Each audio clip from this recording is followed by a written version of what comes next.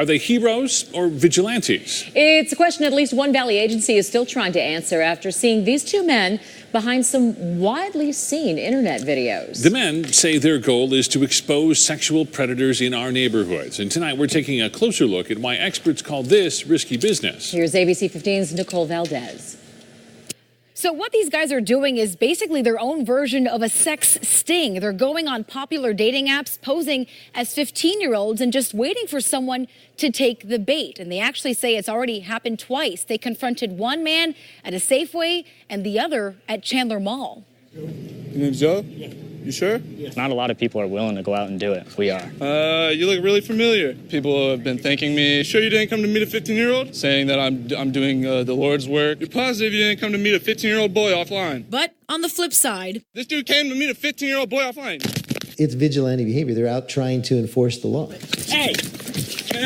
They're putting themselves at risk, in danger, and they're also putting the public in danger. behind the camera in each of these videos, Kerrick Bryant and his roommate Kyle Layton confronting and exposing men they call predators. Hey.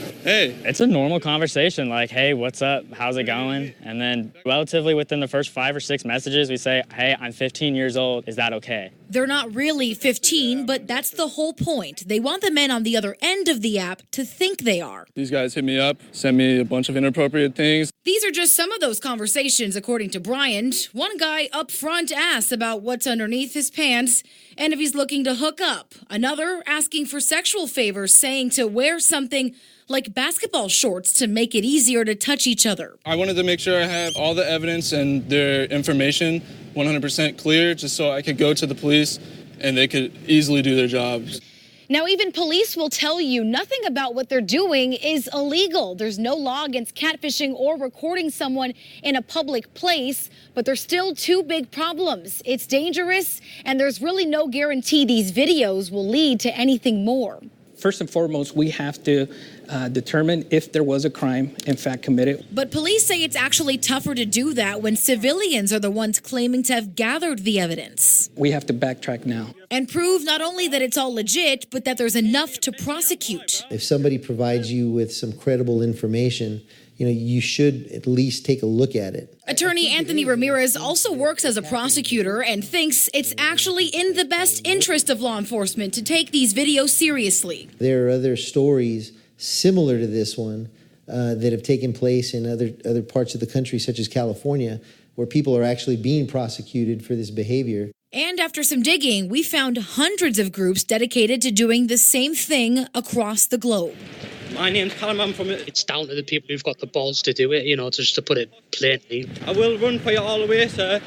The police will be on the way. A major player, Dark Justice, who operates out of the UK. There's no point running. Their group alone claims more than 160 convictions there. The aim is to prove that even though we might just be citizens, we can do this. But the difference between the two, Dark Justice says they only post videos after the accused men are convicted per British law. It's brilliant that they want to catch these people, but all I would say is look at the bigger goal, which is proving that you can do this in a way that is respectable within the law. These two, though, still willing to take the risk if it means getting a chance at that potential reward. We already got all your information for the feds, bro. These guys are just sick. I just need to get them out the streets. Now, Chandler Police tells us they're not filing charges on either of the men you saw in those videos. The reason, they said, there is no evidence that we can use based on the person's investigative process and techniques. Instead, they say they hope next time they'll call police so police can start their own investigation. In the newsroom, Nicole Valdes, ABC 15, Arizona. Nicole.